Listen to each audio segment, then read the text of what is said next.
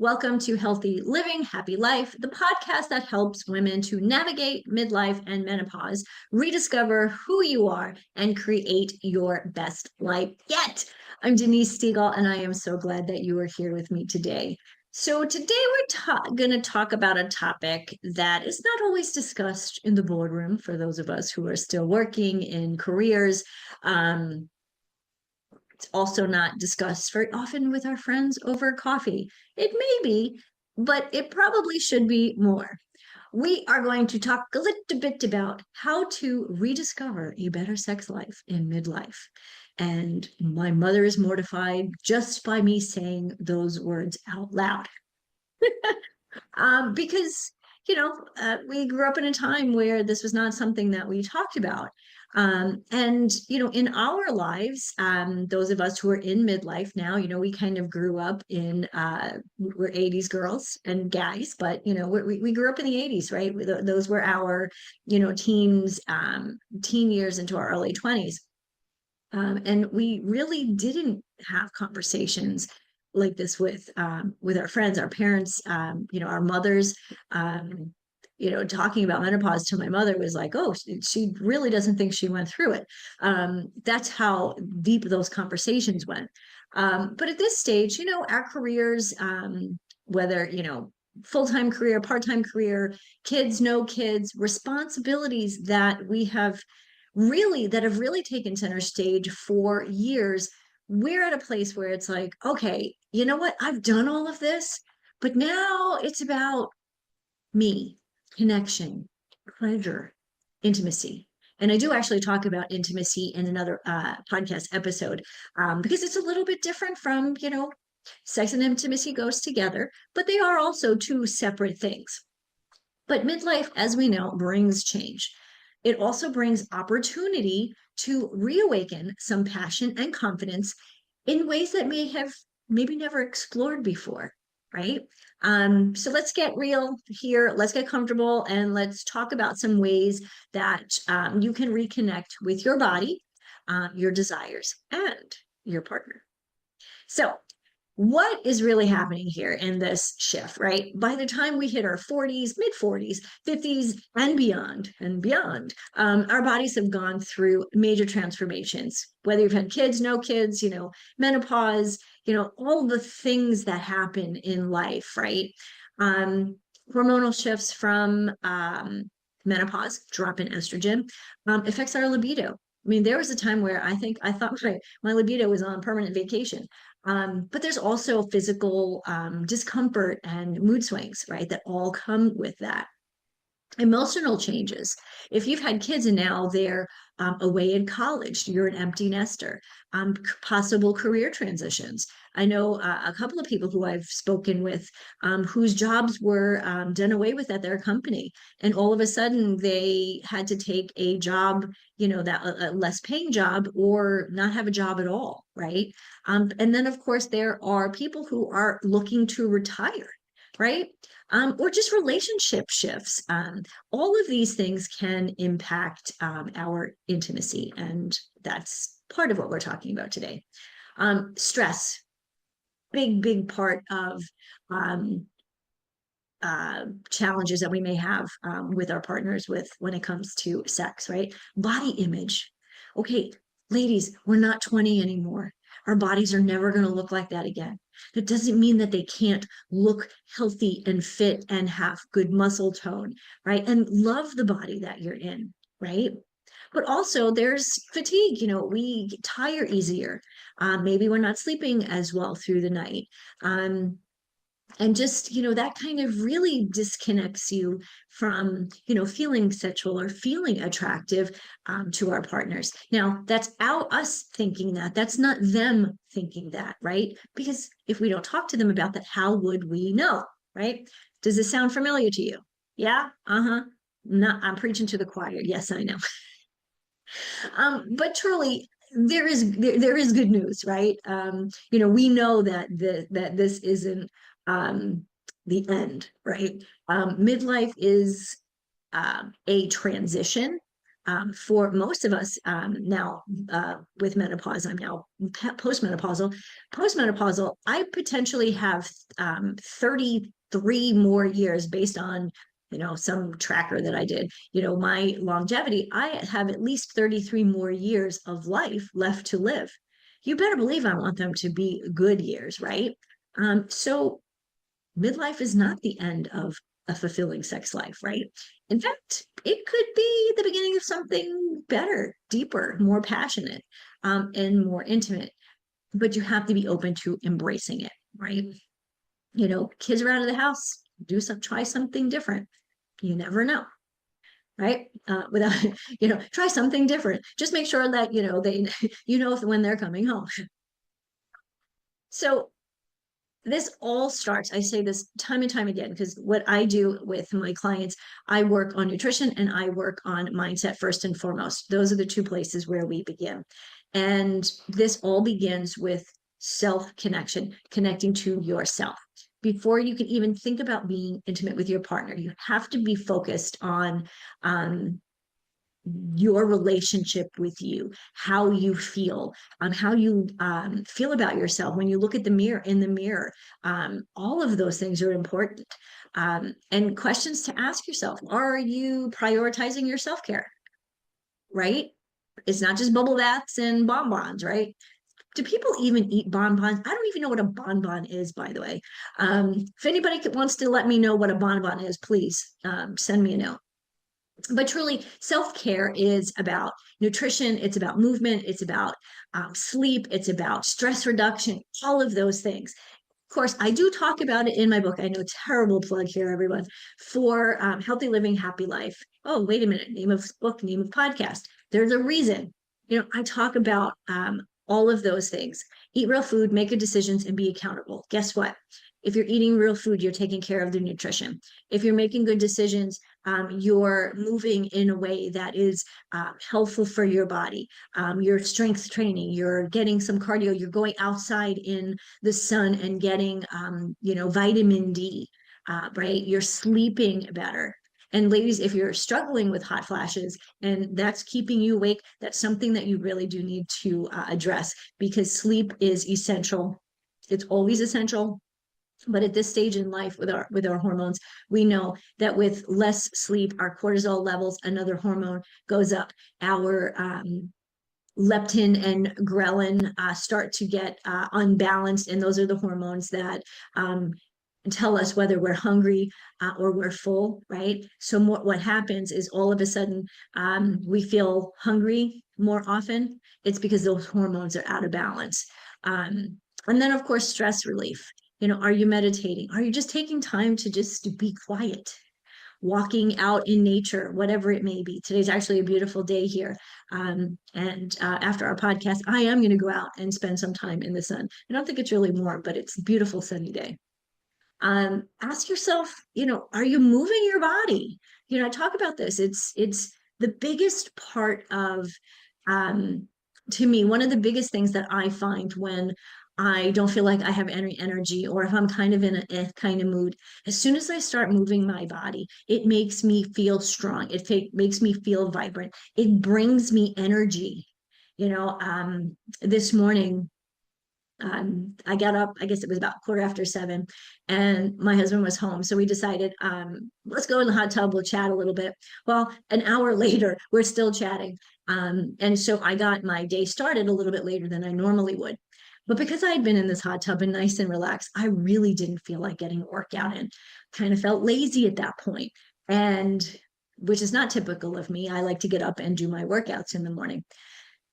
So got myself dressed, put my workout clothes on, and I came down and I kind of futzed around for a little bit.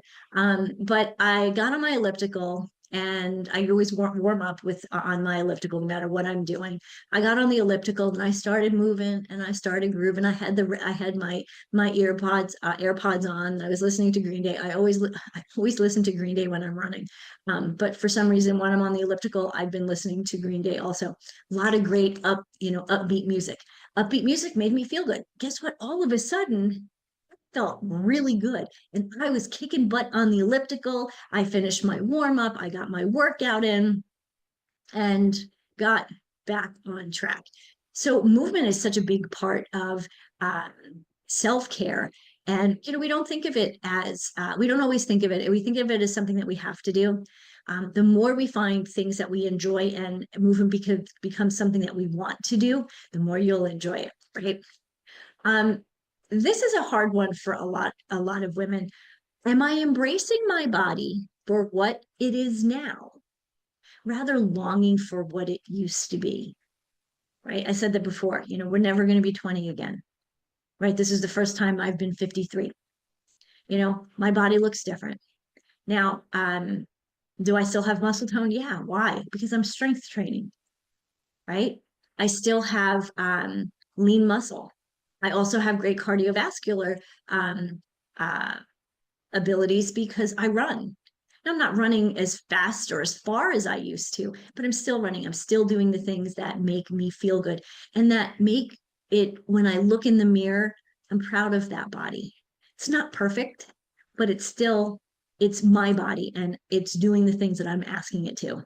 And so that's a very good question to ask yourself. Rediscovering this sensuality piece really does start with feeling good in your skin and like your you know naked skin. The more you care for your body, the more confident you will be when it comes to bringing intimacy into the bedroom with your spouse or partner. Something that is essential. Obviously, you need to feel good about yourself, but you also need to make sure that you have the lines of communication open with your partner. So often, we don't talk about what's going on, and we're embarrassed or whatever it may be.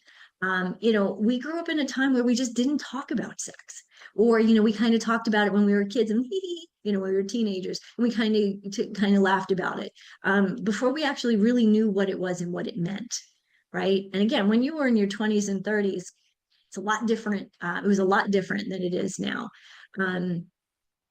But if you're feeling disconnected with your sexual life with your partner, you really need to communicate. This communication is key to reignite that spark. Because if they don't know what's going on, if they don't know what's different with you, they can't help you. They can't make it better, right? So be honest about what's changed.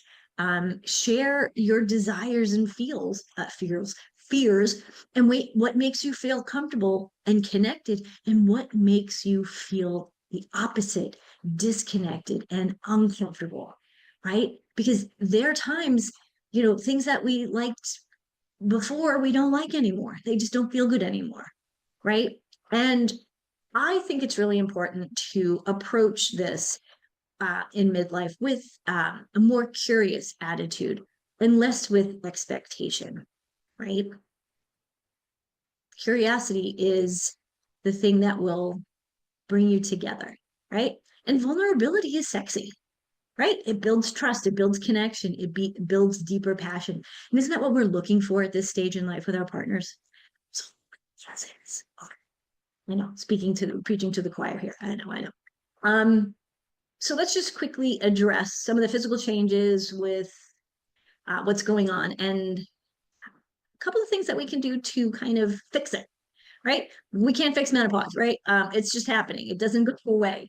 But we can certainly find solutions that are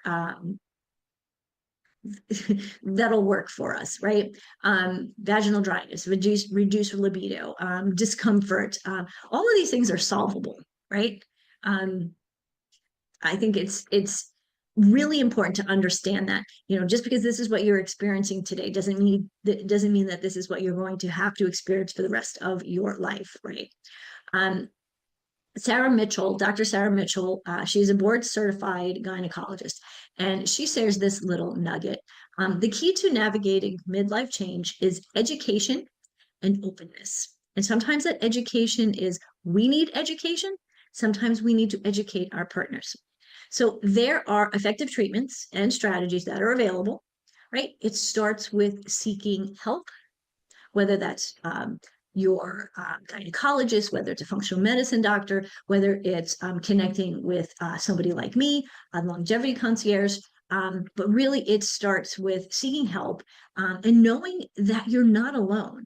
You know, there are a lot of postmenopausal, menopausal women here on the planet, right? We're not on these little islands. You know, we're all here together, and collectively we can support each other, help each other to live more exciting, passionate lives, right? So a couple of solutions. And this first one is always a conversation starter or a killer, right? HRT, hormone replacement therapy. It is a viable option for many people. It does have its risks, so that's something that you want to make sure you know the risk benefit there of that of HRT, and your doctor will be able to explain that. On the other hand, there's bioidentical hormones, which is the route that I chose for me, and it has been a life changer. It's simple, it's easy. There aren't side effects that I had when I was on birth control back in the day, right? A lot of times, what I had found was things that were well, the birth control at one point, which is hormone replacement therapy. Oh, by the way, it is a hormone therapy. Sorry, it is a hormone therapy. That was actually causing, it was making my hot flashes go away, but it was actually causing more vaginal dryness and pain, and painful sex. So like, well, that's sucks because yeah, one thing's better, but the other thing is worse. So bioidentical really helped me to alleviate all of those. But again, you have the option of hormone replacement therapy or bioidentical hormone therapy. We know you can go to the drugstore, there's natural lubricants, moisturizers, all of those things. There are several physicians online who have products that they've invented or created themselves. I find those are, I'm a lot more comfortable using those rather than something you just bought at the drugstore because who knows how long it's been there, right? Something that I was introduced to when I first started struggling was pelvic floor exercises that basically help to enhance sensitivity, right? Because we know if our libido is kind of decreasing, we tend to have what comes along with that possibly is the ability to really enjoy what's happening, right? You're having sex, but you're just not getting to that climax. So there are these pelvic floor exercises that are really helpful. And of course, there's tons of supplements out there. My caution with supplements, though, is know where they are coming from. I talk about this many, many times, you know, in my journey. I found a company, it's actually a OBGYN up in, I think they're in Maine or Massachusetts, huge company. The physician there, she's a female physician, she created these supplements for menopausal women because she saw that there was just such a gap in this area because a lot of women, you know, HRT isn't something that you take, or bioidentical hormones, or maybe not something you take when you're 45, right? It might be, but maybe not. But for me, these supplements it was a company called Women to Women.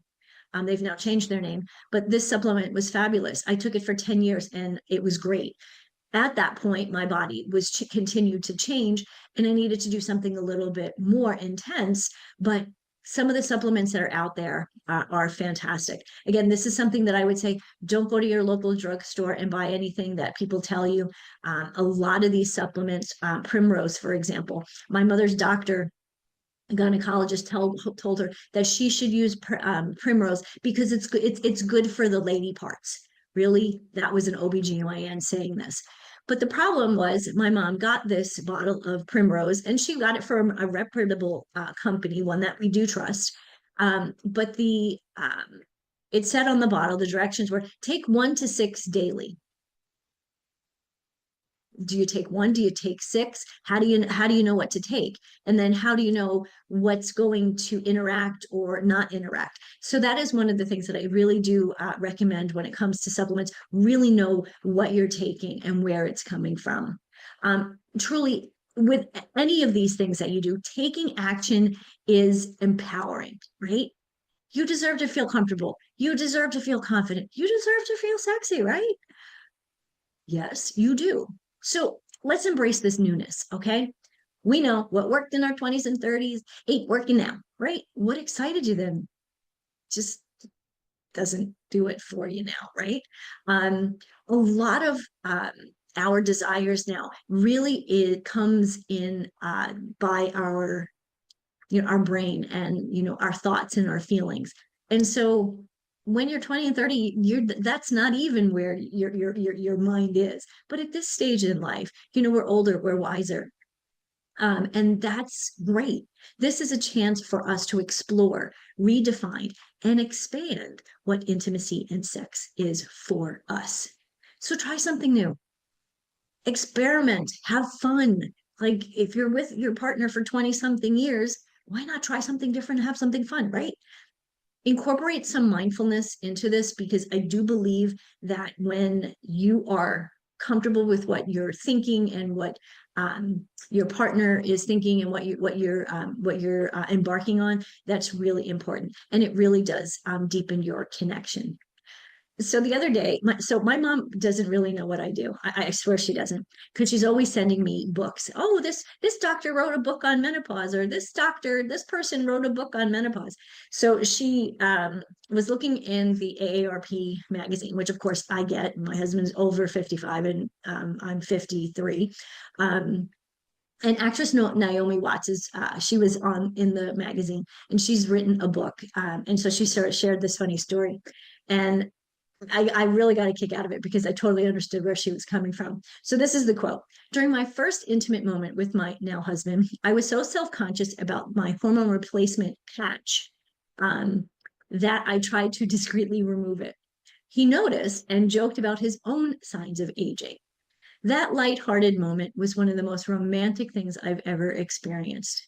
Now, here are two people in the middle age, a little bit older, having a great time, being able to laugh and communicate with each other. This really reminds us that humor, vulnerability, and embracing change makes intimacy and sex more meaningful. And of course, your mindset does matter. I touched on this before. If you catch yourself thinking, I'm too old for this, or, well, my body's just not what it used to be, it is time to flip that script, lady. These are not thoughts that you want to be having because, yeah, you're older. You're older and you're wiser. You're older and you're wiser, and you're moving into a new phase in life, right? Your body isn't what it used to be. Nope, it's not. It's not going to be what it used to be. But what can it be? What can it do now, right?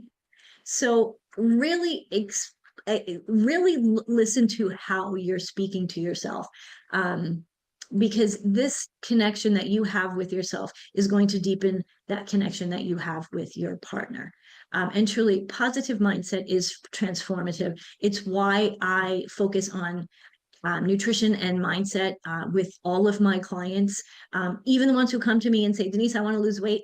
That's great, but we still focus on nutrition and mindset. Mindset is essential for a healthy, happy life when it comes to your physical, mental, emotional, and spiritual health. So when you do flip that inner dialogue from self-criticism to self-compassion, you do open at the door, as I said, to a deeper connection. Again, deeper connection with you, renewed intimacy with yourself, with your partner. So why it's worth it? Why is all of this? So we're talking about all this. Okay, fine, Denise. What's next? A fulfilling sex life is not just about pleasure. We keep talking about that. It is about health and vitality and connection, right? It's kind of like, the phrase, if you don't use it, you lose it. That actually applies to our vagina and our sex life. If you don't use it, you'll lose it. One, physically, things are changing and you kind of atrophy, right? But also, if you stop doing it, you don't want to do it anymore. And that's not good for a healthy relationship. Right? Having great relationships, having sex, and having, this close, intimate relationship It releases those feel-good hormones, boosts your mood, reduces stress. Woohoo! Hey, we knew that, but let's remind ourselves it actually feels good, to boost our mood, to feel happy, to feel energized, and reduce our stress. Stress is one of the worst things that we deal with in our lives today, and so much of it, is we bring onto ourselves. Right? Again, why it's worth it. You're going to strengthen your relationship with your partner, right? It's going to boost your confidence and remind you of the amazing, sexy, confident person, woman that you are. So take the first step. If this conversation sparked a little something, and you're ready to take a little bit of action, make sure you schedule some time with your partner. You thought I was going to say schedule time with me, which I'm going to tell you to do in a minute, but schedule time with your partner to talk. Again, maybe you have to go away, maybe go to dinner. Friday night is date night for me and my husband. No matter what, Friday night is date night, right? Why do we do that? One, this is a great night for me not to have to cook, but more importantly, we sit across from each other and we talk, right? Talk to your doctor about solutions that work for you, might be, good for you. And again, self-care, prioritize you, and you will all of a sudden realize how this piece of your life can be better, can be more fulfilling, more exciting, right? Because you deserve to feel, vibrant and sexy and confident at every stage of life, right? I mean, we see so often, on television, we see some amazing women in their 70s and 80s that are still working. Jane Fonda and Cher. I picked those two because I've been watching a TV program with Jane Fonda recently. They look amazing, right? They haven't shriveled up and go, I'm too old. No, they haven't. They look better, today, more confident in who they are than they may have when they were 30 and 40. So if you are ready to rediscover passion and a better time in bed, join me for Hormones in Harmony, the Menopause Wellness Series. This is a space where you can learn something new, connect with other women, and embrace this phase of life fully, completely, and with some fun and some humor. If you prefer a little more personalized guidance, schedule a consultation with me. That link will be in the show notes. And let's explore some solutions tailored just for you, right?